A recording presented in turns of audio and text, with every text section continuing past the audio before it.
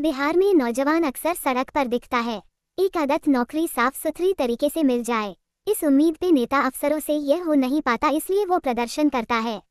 इस पर बिहार के शिक्षा मंत्री मिथिलेश तिवारी से कोई सवाल पूछ दे तो उनको बुरा लग जाता है। देखिए, करना अभ्यर्थी कह रहे हैं, क्या गुनाह है? लोकतांत्रिक तरीके से प्रदर्शन भी ना करें।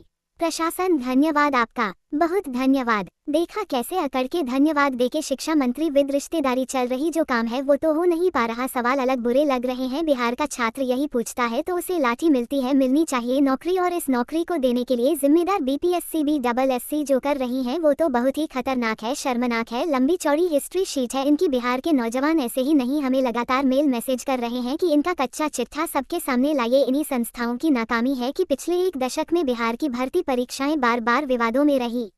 पेपर लीक, पेपर में लेट अतिथि, भ्रष्टाचार, ना जाने क्या क्या आरोप। आज यही सब गिराएंगे और बिहार के छात्रों के हिस्से की कहानी सुनाएंगे और पूछेंगे सवाल कि आखिर कब सुधरेगा बिहार का ये सड़ा हुआ सिस्टम। नमस्ते, मेरा नाम सौरभ त्रिपाठी है। आप न्यूज़ पिंच देख रहे हैं। बीपीएससी और BSSC की करतूत आपको बताएं, उससे पहले आप इन दोनों के बारे में थोड़ा बहुत जान लीजिए। बीपीएससी यानी बिहार पब्लिक सर्विस कमीशन, ये बिहार की सबसे प्रतिष्ठित परीक्षा करवाने वाली संस्था है। SDO, DSP, BDO जैसे अफसर यहीं से निकलते हैं। और BSSC माने बिहार स्टाफ सिलेक्शन कमीशन, ये क्लर्क जैसे सरकारी कर्मचारियों की भर्ती करवाता है। मगर आज बिहार की इन दो प्रतिष्ठित संस्थाओं ने छात्रों का जीवन कैसे नरक कर दिया है, यह आपको बताएंगे। कैसे? देखिए, 2014 में BSSC ने फर्स्ट इंटर लेवल रिक्रूटमेंट का नोटिफिकेशन जारी किया। हजारों युवाओं ने फॉर्म भरे, परीक्षा की तैयारी करते रहे। लेकिन सोचिए, परीक्षा कब हुई? 3 साल बाद, जनवरी 2017 में। इसके बाद पता है क्या हुआ? परीक्षा का पेपर लीक हो गया, परीक्षा रद्द कर दी गई। सोचिए कितना हास्यास्पद है। और ये तो कुछ भी नहीं, परीक्षा एक बार फिर हुई और रिजल्ट आया जून 2022 में, 8 साल बाद। इसी तरीके से 2017 में BSSC BSSC की एक और करतूत सामने आई। करीब 18 लाख उम्मीदवारों ने BSSC की क्लर्क भर्ती परीक्षा के लिए आवेदन किया था। राज्य सरकार की अलग अलग विभागों में करीब 13,000 पदों पर भर्ती होनी थी। परीक्षा 29 जनवरी और 5 फरवरी को हुई। लेकिन 5 फरवरी को जैसे ही परीक्षा शुरू हुई, व्हाट्सएप पर पेपर वायरल हो गया।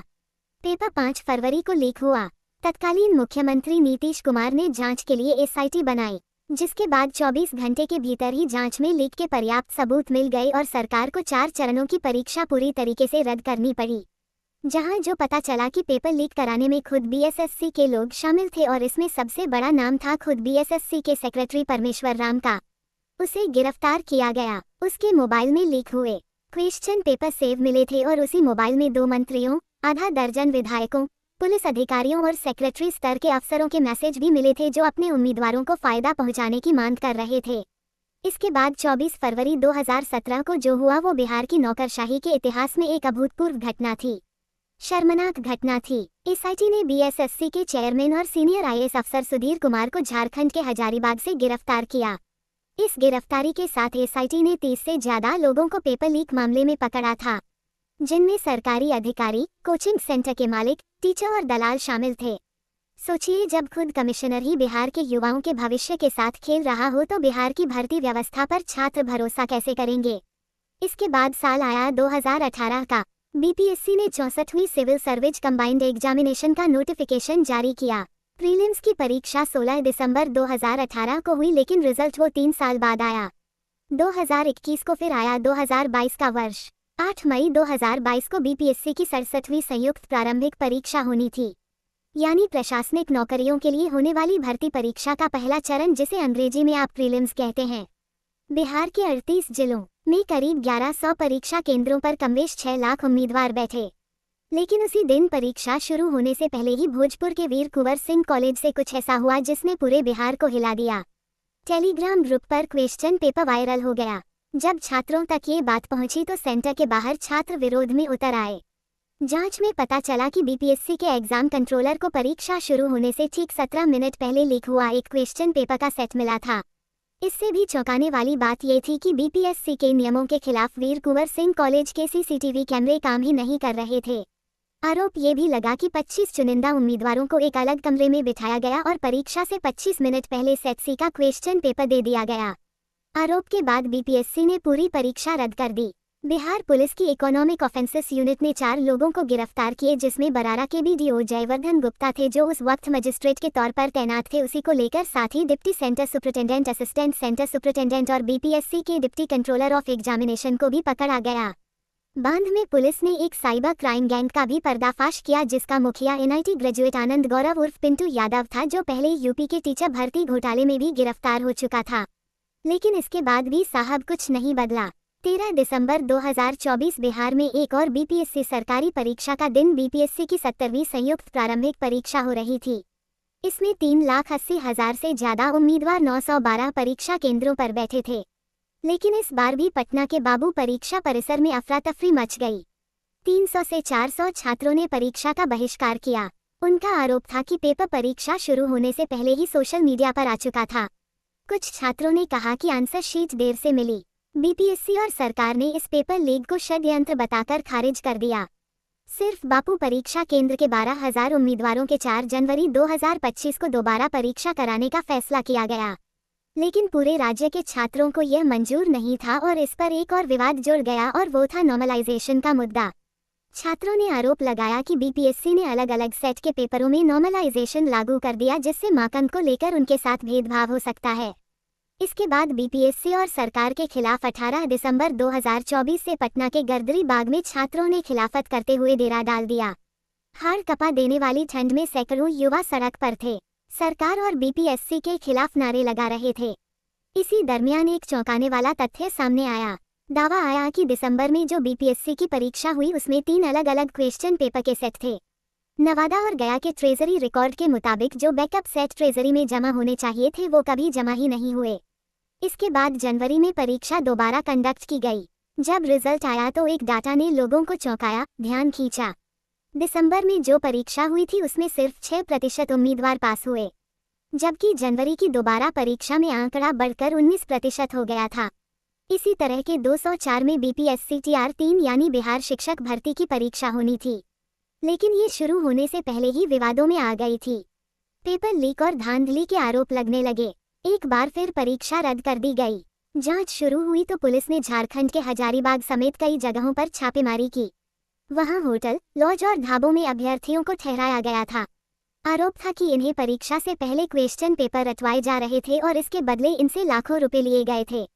270 से ज्यादा लोगों को हिरासत में लिया गया। कुछ जगहों से ऐसे नोट्स और आंसर की भी मिले जो परीक्षा के सवालों से मेल खाते बताए गए। आरोप ये भी लगा कि पूरा नेटवर्क बेहद संगठित तरीके से काम कर रहा था। इसमें दलाल, कोचिंग से जुड़े लोग और तकनीकी मदद देने वाले लोग शामिल थे। सबसे ज्यादा चर्चा उस दावे की हुई जिसमें कहा गया कि क्वेश्चन पेपर एक ढाबे तक पहुंचा और वहीं से उसे आगे फैलाया गया। इस पूरे विवाद का असर लगभग 45 लाख अभ्यर्थियों में पड़ा, जिन्होंने महीनों और कई मामलों में सालों तक तैयारी की। अब आपके सामने बीपीएससी और BSSC की एक लिस्ट रखते हैं। 2014 BSSC फर्स्ट इंटरलेवल एग्जाम में नोटिफिकेशन से लेकर रिजल्ट तक 8 साल का फासला है।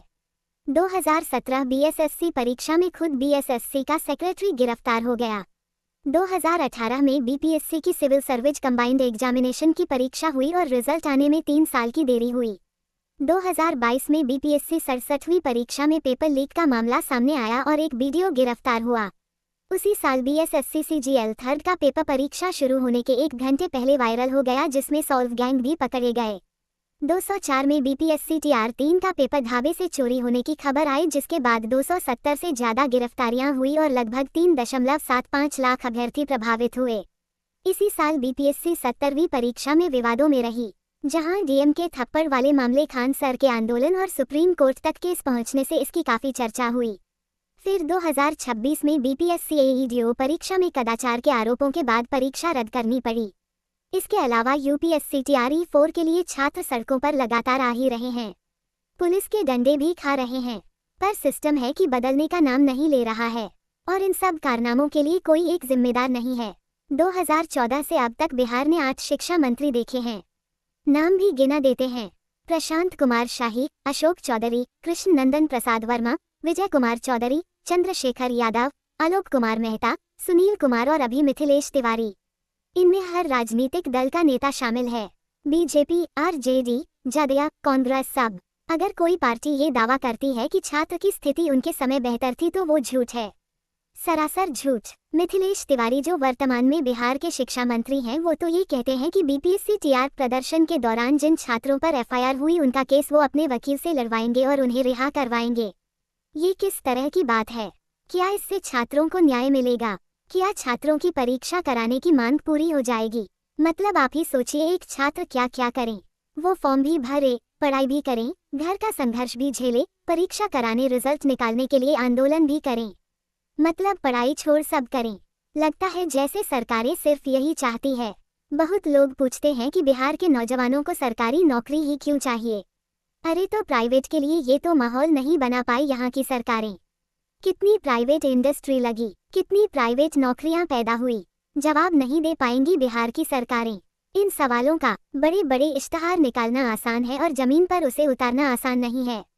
और कितना हुआ बिहार के लोग जानते हैं। हम सवाल पूछते हैं बिहार के नए मुख्यमंत्री सम्राट चौधरी से, शिक्षा मंत्री मिथिलेश तिवारी से।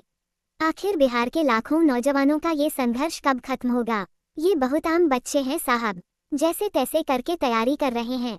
कोचिंग की फीस तक के लिए ना जाने कितने परिवारों ने खेत गिरवी रखे होंगे कि बेटा बेटी सरकारी नौकरी पा जाए। कितने बच्चे खुद काम धंधा करते हुए तैयारी करते होंगे। कितने माँ बाप पेट काटकर बच्चों को पढ़ाते होंगे, लेकिन बदले में उन्हें क्या मिलता है? 2 शब्द, परीक्षा रद्द, पेपर लीक। उनका कसूर सिर्फ इतना है कि वो एक ऐसी व्यवस्था पर भरोसा करते हैं जो बार बार उन्हें धोखा देती है।